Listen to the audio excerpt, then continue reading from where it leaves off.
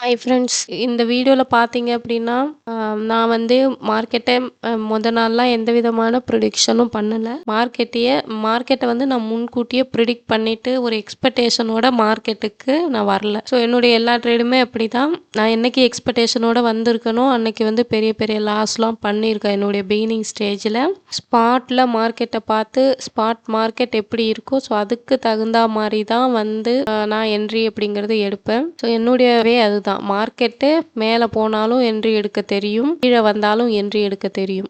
ஏன்னா ஸோ மார்க்கெட்டில் வந்து நான் வந்து ஒரு ரேஞ்சை வந்து மார்க் பண்ணிவிட்டு 2 லெவலுமே, அதாவது வந்து சிஇ பிஇன்னு 2 லெவல்லுமே மார்க்கெட் எந்த ஒரு பிளேஸுக்கு வந்ததுன்னா எடுக்கணும் அப்படிங்கிற ஒரு 2 லெவலுமே நான் மார்க் பண்ணி வச்சிடுவேன். ஸோ அதை மார்க்கெட் வந்து அந்த ஒரு இடத்துக்கு ரீச் ஆகும்போது என்னுடைய என்ட்ரி அப்படிங்கிறத நான் கொடுத்துருவேன். இப்போ மார்க்கெட் மேலே தான் போகுது அப்படின்னாலும் நம்ம என்ன பிளான் பண்ணி வச்சுருக்கோம், இந்த லெவலுக்கு மேலே வந்து சஸ்டெயின் பண்ணால் கால் சைடுக்கான என்ட்ரி. அப்படி இல்லைனாலும் இங்கே கீழே வராங்க அப்படின்னா நம்ம அங்கேருந்து ரிவர்ஸ் மாதிரி திரும்பிட்டாங்கன்னா நம்ம புட் சைடுக்கான என்ட்ரியும் பிளான் பண்ணிக்க போகிறோம். ஸோ அதனால 2 சைடும் ஆப்பர்ச்சுனிட்டி நமக்கு இருக்கிறதுனால நம்ம என்ன செய்ய போகிறோம் அப்படின்னா வெயிட் பண்ணி ப்ராப்பரான என்ட்ரி அப்படிங்கிறது நம்ம பண்ண போகிறோம். அதனால வந்து மார்க்கெட் வந்து முன்னாடி இங்கே சப்போர்ட் இருக்குது, மார்க்கெட் நாளைக்கு இந்த லெவலை கடந்ததுன்னா இங்கே போகும் வரும் அப்படின்னு ஒரு ப்ரிடிக்ஷனோட ஒரு ப்ரிடிக்ட் பண்ணி வச்சுட்டு ஒரு எக்ஸ்பெக்டேஷனோட மார்க்கெட்டுக்கு வரல. நாளைக்கு என்ன நடக்கும் அப்படின்னு நம்ம தெரிஞ்சுக்கிறத விட